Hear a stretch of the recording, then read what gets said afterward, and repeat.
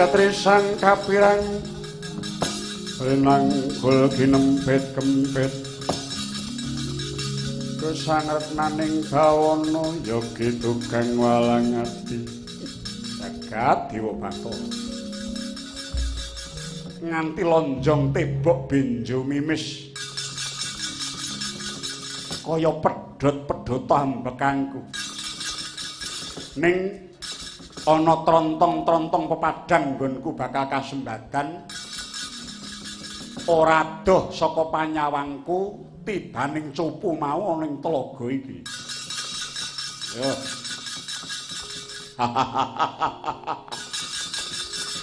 Jegurane.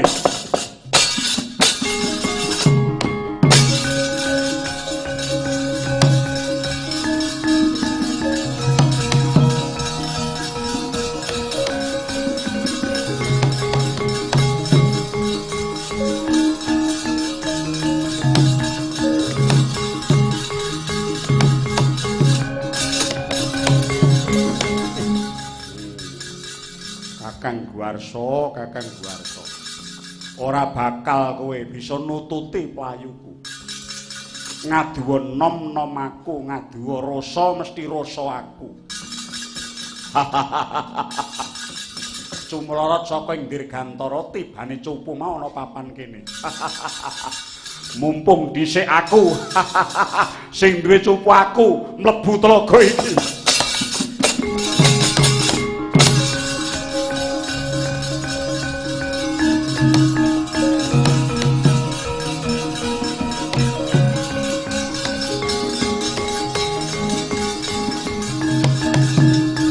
Oh, Ger, ojo ya, aduh, Ger.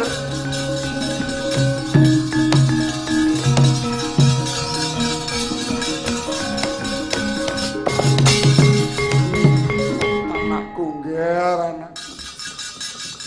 Wong duweni pepenginan kok nganti kaya mengkono.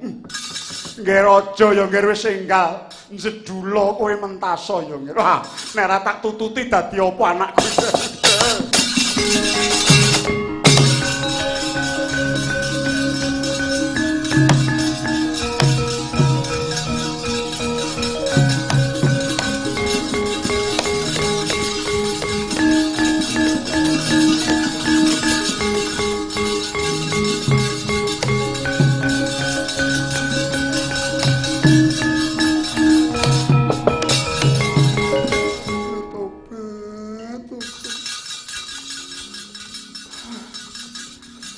Panase kaya mengkene nganti mlethek sukuku mlenthung sak jagung-jagung. Dewa. Nganti tak cincingke jarekku nggonku mlayu. Upama nek wong weruh nganti ora tak gagas merga keduren nggonku nyilak. Ya mung beteke supaya rikat aja nyrimpeti pinjungku ning kok yo. Panase. Iki ana tlaga sing wening banyune kimplah-kimplah. Mendah segere coba aku tak wisuh. Aku tak raup lan wisuh sikilku. Kena kanggo tombo segere ngawak.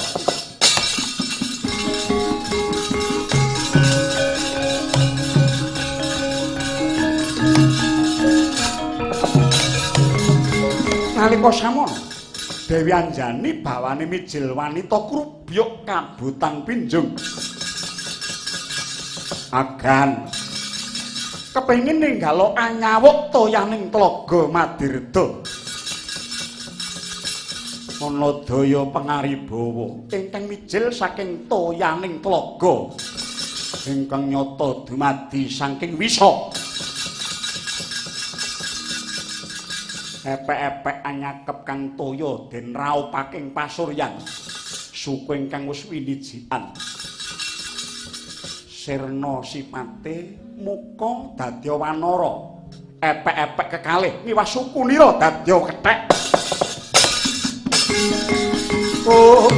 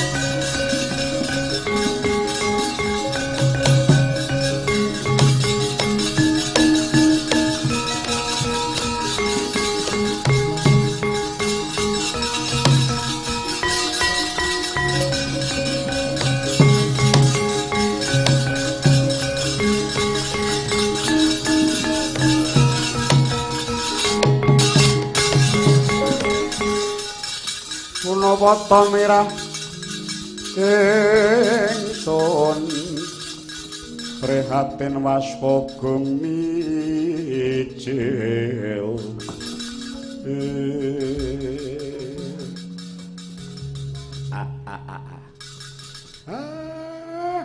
Ndara kula Denayu Ndara kula Denayu mbok inggih sampun monggo kundur kemawon wangsul wonten pepangkonipun ingkang rama nggih Denayu. Kok kendel ana tepining tlaga piye to, Mas? Nyang apa kok kendel wae. Aku lagi ngrasakake segering banyu iki lho. Nuwun sewu to, kula menika ing ngabdi pun Semar. Kula tak matur sekedhik kalih sampeyan nggih Denayu. Nyata laruta sangkeng yodasa. Kula mutusa sang Sri.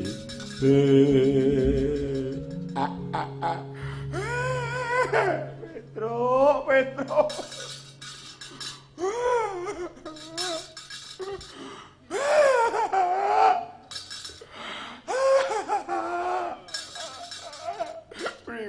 Layu nangis saka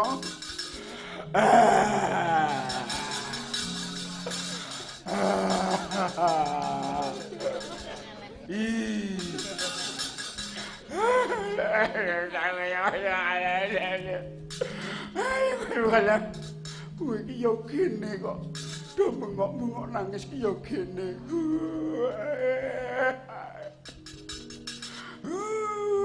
Ndara kula Den. Momongan kula dadi kaya ngaten.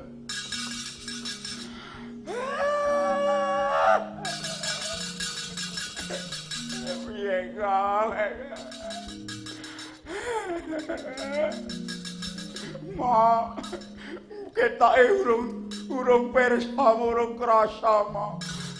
Denayu menapa Kyai Semar panjenengan radi caket kalian toya malih panjenengan ngilo wonten ing toya ngatananira layu bunga kut semrah yo maratan dewa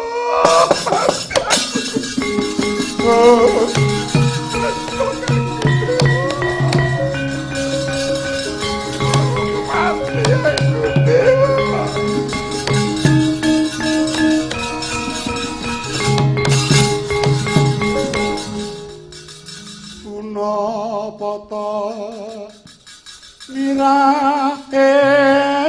ingsun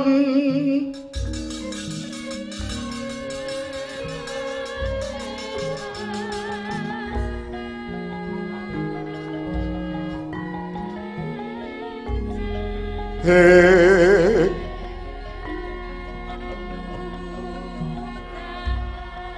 Oh.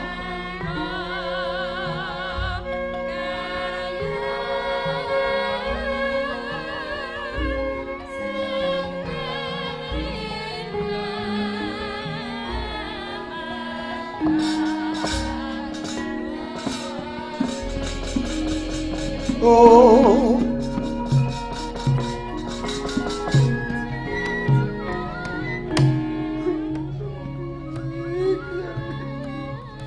Nanti aku Kiai. Tenayu, mila monggo. Monggo wangsul kemawon matur kaliyan Ingkang Rama nggih Tenayu. Piye iki, Kong?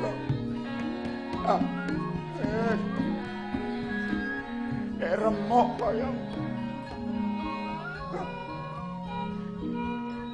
pasuryane cek remek.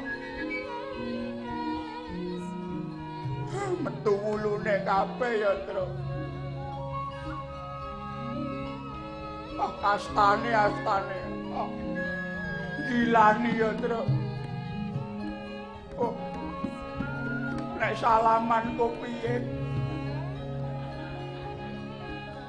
Manten aku wae Kiai Semar. Wong lara mau ditambake kok njaluk pati. Mangmula. Cupu pun dibuang kalih Kang Rama, sampean malah nututi. Adi sampean rebut ducung, sampean wong wedok nggih moh kalah. Banjur kepiye adiku? Engko diubengi telaga niki, kula nggih jubriya. Adi sampean loro kalih jembawan mau pripun? Oh.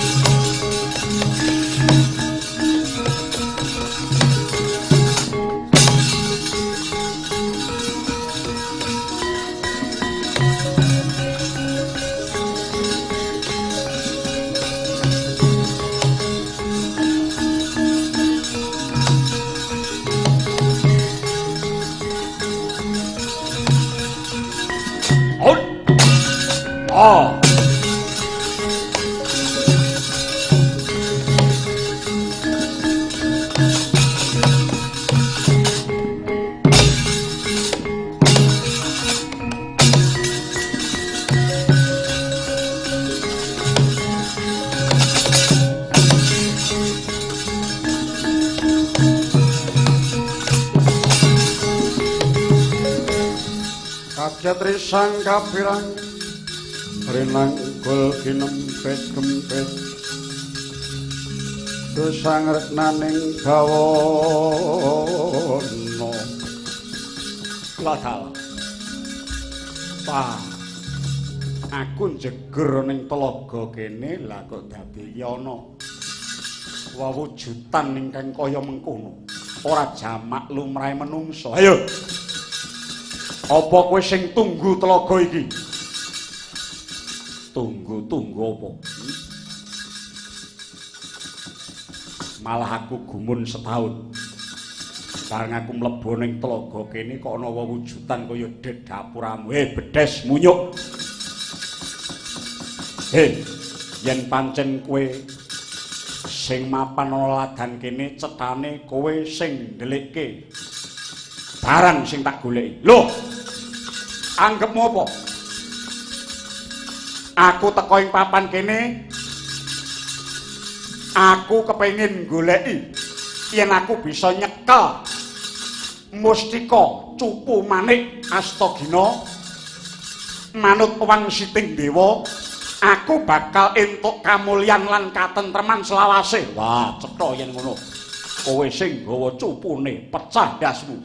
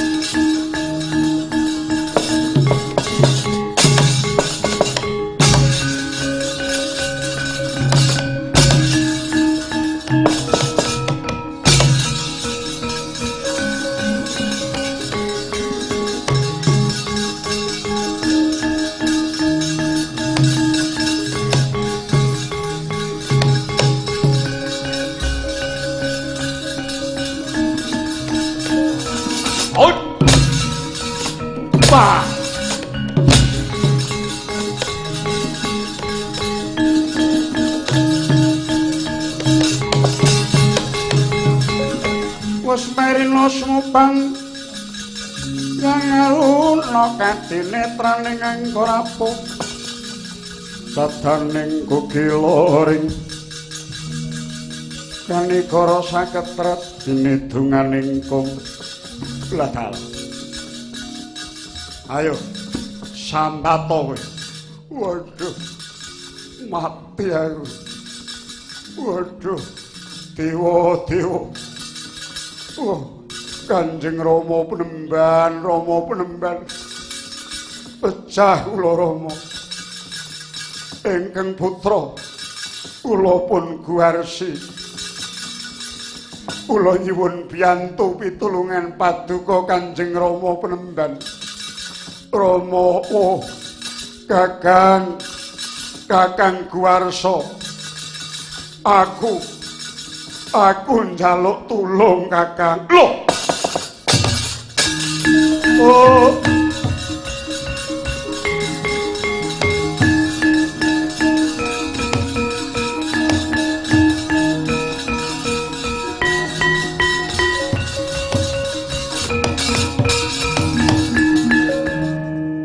Kosik. Kowe kok nyebut Rama Penemban. Banjur Guwarsi njaluk tulung. Oh, Kakang Guwarsa, aku tulungono. Ora kowe kuwi. Waduh. Aku Guwarsi. Lah kowe ana rewanda ing mapan telenging tlaga. Waduh, adikku. Oh.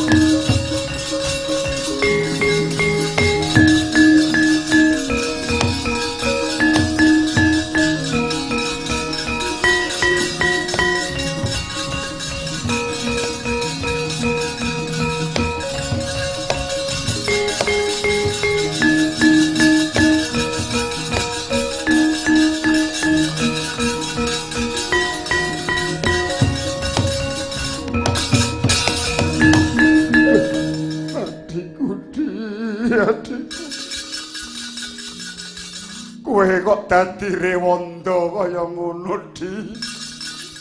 Lho. Apa kowe Kakang Guwarsa? Iya. Aku Guwarsa.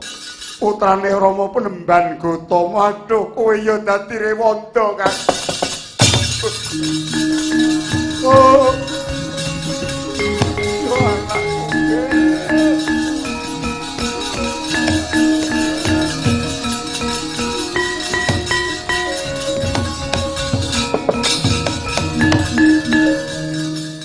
Anakku nggih, anakku.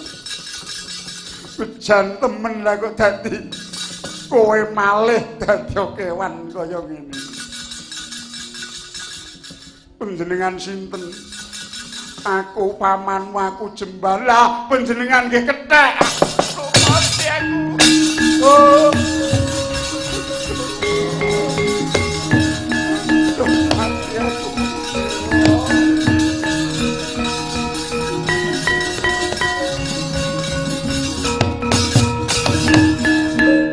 Mati aku.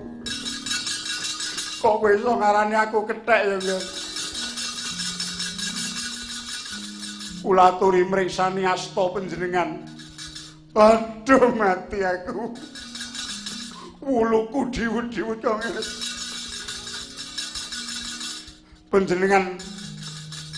Panjenengan gogoi sinjang panjenengan ning piring wingking. Waduh, metu buntute, mati aku. Aduh, mati aku piye iki, aduh. Iki buntut tenan, Ger. Iki aduh, mati aku. Tak demok malah ukil-ukil. Weh, iki sendang setan iki. Iki tlaga memolayo mentah, aduh, mati aku. Oh.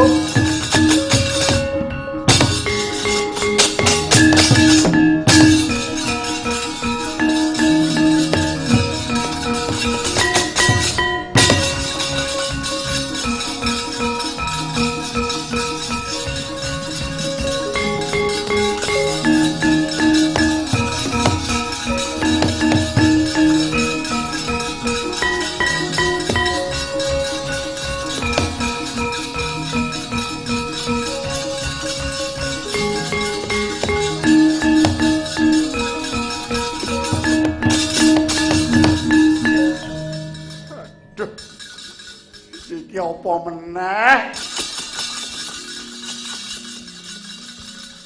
Ndeleng jarike kembene ora pangling. Kang mbok anjani aku adimu. Oh. Padha Kang Mbok. Padha Kang Mbok.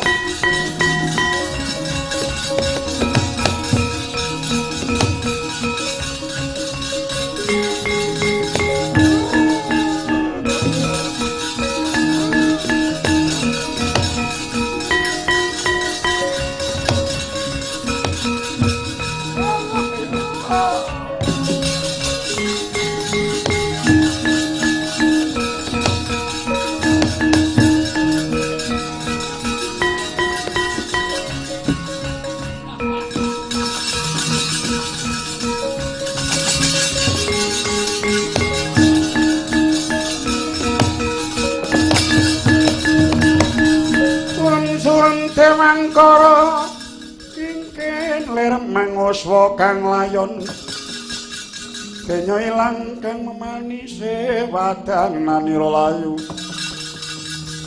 mekut semrah nyomaratani marang sariranipun.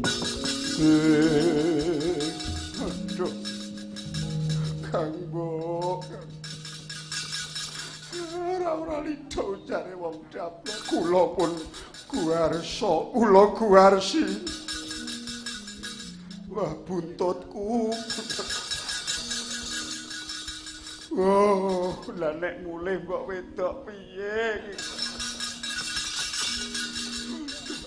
Niki porane dos pundi, ha?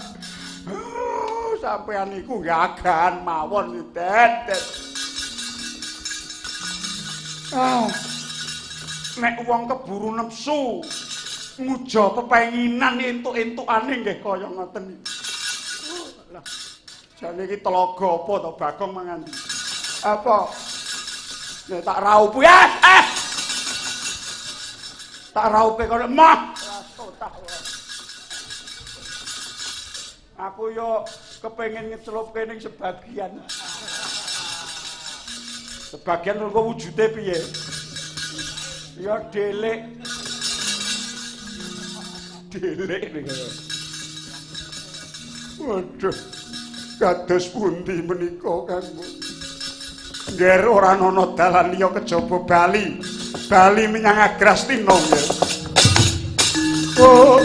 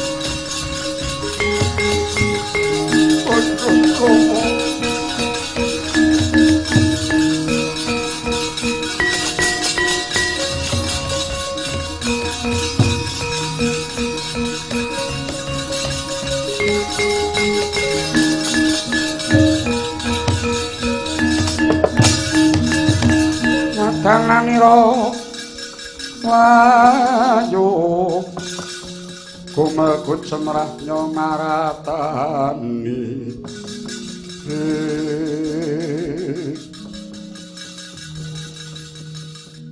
nyebut Rama kowe anakku Anjani Rama waduh kula guarsi Rama kula jembawan Kakang aduh buntutku. Ket mau kok atose raja.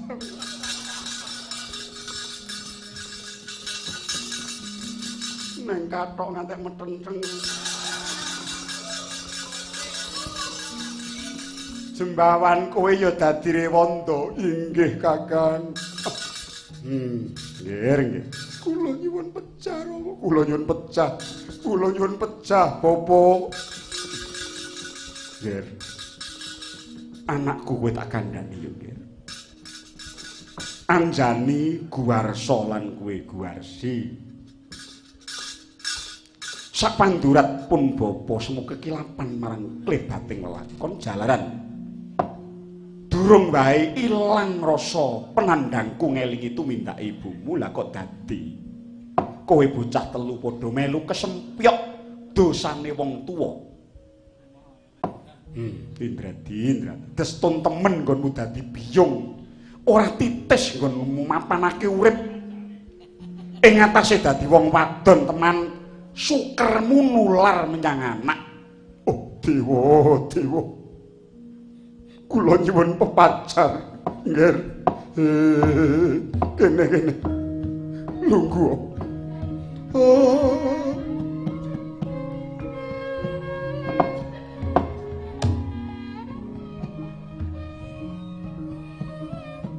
Anjani kula kowe bocah wadon besok yen wis temeka kala mangsane bakal dadi ibu. Mongko jejering ibu kuwi kejaba ngubetake guna kasekayaning wong lanang uga duwe kewajiban kang luwih abot ya kuwi nggula wentah menyang anak Anjani. Yen bab panggula wentah raga ngono kena diarani kasat mata. Tegese open-open ing bab sandang pangan. Kuwarasan kabeh mau bisa dideleng nganggo mripat. Ning bareng tekan bab panggula wentahing jiwa, oh gawat Anjani gawat. Bener-bener kudu titi, kudu telaten, kudu ajeg. tur sing tuwa kudu bisa dadi tuladha. Inggih Rama. Ora perlu kedawa-dawa tuturku Anjani. Lelakon kepungkur wajib dadi kaca pengilon. Sing becik lestarekna nanging sing ngala buangen aja nganti dibaleni. Ibumu ingkang wis kebacut nyimpang saka kautaman njer kudu ngunduh waing pakarti mlorot derajate saka titah jalma menungsa dadi watu. Wis ben Anjani. Pancene kowe kabeh anakku. Luwe-luwe kowe anjane anak wadon kang tak eman. Aja nganti melu-melu katut ngaradan nang jebul padha barung nekat nututi pepenginan ingkang ora mapan. Rebutan cupu manik Astagina ingkang dudu wajibmu. Njur padha kesiku.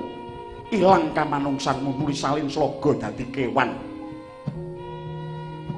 Ibumu dadi watu, kowe dadi kewan tegese dosane wong tuwek mono nular menyang anak. Mula eling dieling ya nggih. Besok ing kalane kowe padha jejer dadi wong tuwa sing ati-ati. Aja nindakake cidra Dursila. Kurang-kurang bejane kadursilan mau bakal nular menyang anak putumu nggih. Oh.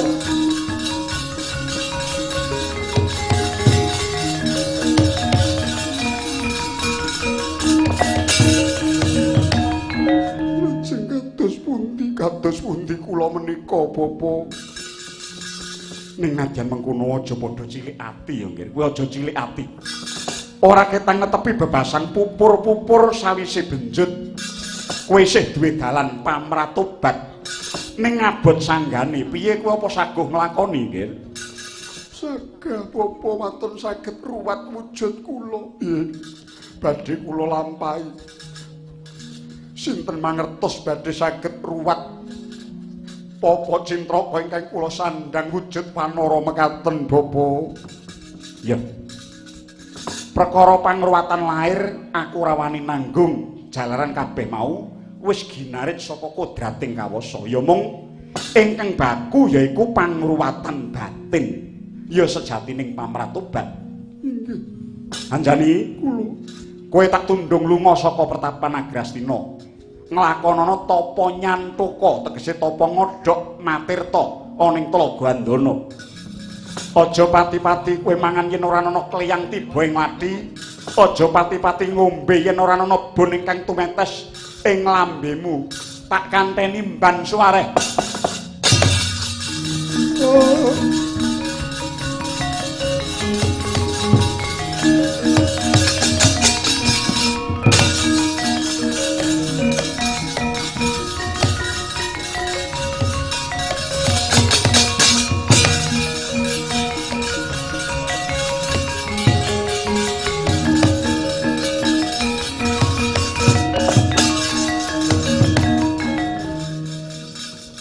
Kowe bocah loro anak lanang sing pancene tak kegudang.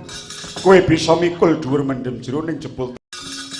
Ning jeneng lakon wis kebacut upama tak getunana ya mung tiwas gegering ati. Ya muga-muga dewa isih paring pangapura. Ngger, guwarsi kula. Cupu manik Astagina mono sejatine pusaka kadewan piningit. Tegese ora kena kawruhan dening sapa wae titah Madyawada. Ya mung menungsa ingkang katarima ingkang gedhe lelabuhane lan gentur tapane. Mongko pusaka mau dening Hyang Surya diparingake marang ibumu minangka tandha panarima nggone wis nglilakake dana rasa marang panjenengane. Tegese cupu manik tumeka ning Agrastina kene iki menceng saka jejering pusaka pingitan. Nanging kadhapuk dadi barang colongan ingkang jejembri. Mula jeneng aneh yen anakku bocah loro melu kesiku merga nggonmu kegeden milik marang kahanane endah tumraping lahir. Nanging ora ngerti yen to cupu manik mau pengawak Dursila merga wis kecipratan dosane ibumu nggih. Waduh kula nyuwun pangapunten nggih Rama. Ya.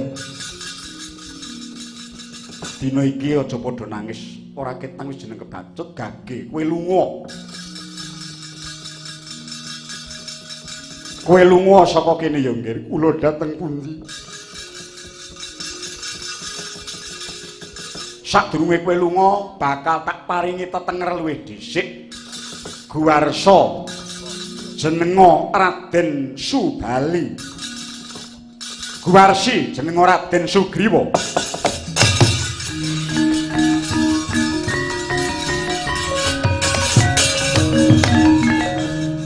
Kowe Sugriwa nglakonana tapa ngidang urut alas Dandaka. Manganmu mung pupus gegodhongan lan kekayon sing mbok liwati, ngombemu mung nadah bon lan banyudan. Wis tak kendhawuh. Semono uga kowe Subali topa ngalong ana ing alas Sunya Pringga. Wis tak kendhawuh. Aja pati-pati luar yen durung ana tandha tengara saka Kang Murba Jagat. Inggih Rama. Ya. Ning ngerti ya Subali Sugriwa. Cak-cakan pamratobat sejati mono dununge mung ana ing batin. Tak baleni sepisan maneh. Cak-cakan pamratobat kang sejati mono dununge mung ana ing batin. Ana telenging ati gagasan kang muli sumunar ana ing tata gelar lair. Mula nggih. Tapa ngalong lan tapa ngidang kang sira lakoni mengko mung wujud lantaran dudu kang sira tuju. Ingkang tinuju yaiku panalongsa ingkang kandhes tumeka telenging batin, pinaku rasa rumangsa ngrumangsani sarta sineksen dening Kang Maha Kawasa. Ing kono margane kowe bakal antuk aksama.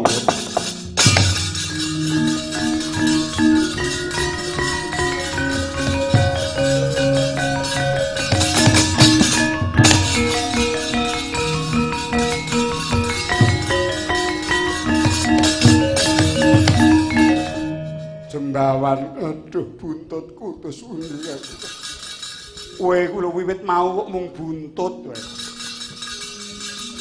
Kowe wis aja nyantrik marang pun Kakang. Lajeng kula kedah menapa. Kowe uga melu kesempyok ngaratan. Aduh. Kados pundi? Kakang menem kowe mlayu menyang Laladan Mandura.